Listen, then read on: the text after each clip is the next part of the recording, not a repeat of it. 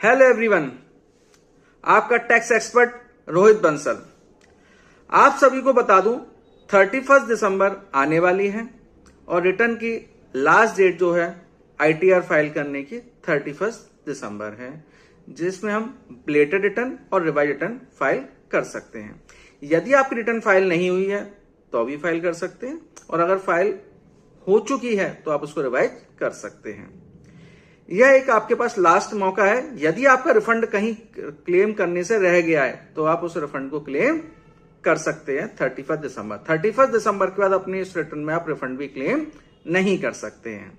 Second, यदि आपको लगता है कि आपने कोई फाइनेंशियल ट्रांजैक्शन किए हुए हैं, जैसे आपने एफ&ओ में डील किया है लेकिन वो आपने आईटीआर में रिपोर्ट नहीं किया, या आपने शेयर्स में डील किया लेकिन आपने शेयर्स की डिटेल इसमें फिल नहीं करी, सेल परचेज की डिटेल फिल नहीं करी, या आपने प्रॉपर्टी सेल परचेज करी वो रिकॉर्ड ही नहीं करा, तो आपके केस में नोटिस इश्यू आपको हो सकता है। इस केस में आप अपनी रिटर्न को रिवाइज कर दीजिए।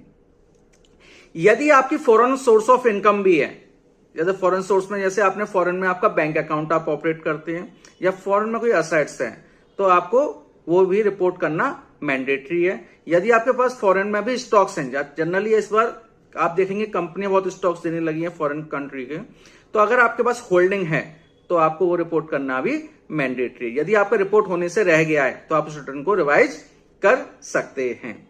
यदि आपके पास फॉरेन से उस इन्वेस्ट से भी कोई इनकम है, जैसे डिविडेंड की इनकम हो गई, वो आपने आईटीआर में शो नहीं किया, तो अभी आप रिटर्न फाइल कर सकते हैं।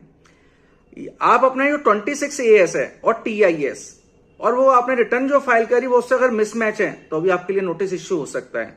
तो आप ये भी देख लीजिए जो TIS में जितनी भी इंफॉर्मेशन आपके पास है वो आपने उसमें फाइल करी है कि उसमें फिल करी है कि आईटीआर में नहीं करी है।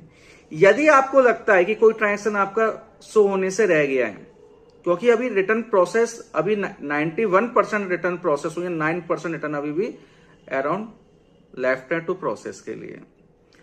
अगर आपको लगता है कि आपकी रिटर्न में कोई गलती है तो अभी भी आप रिवाइज कर सकते हैं और आप पेनल्टी से बच सकते हैं, क्योंकि 31 दिसंबर के बाद आपका रिफंड का ऑप्शन भी खत्म हो जाएगा।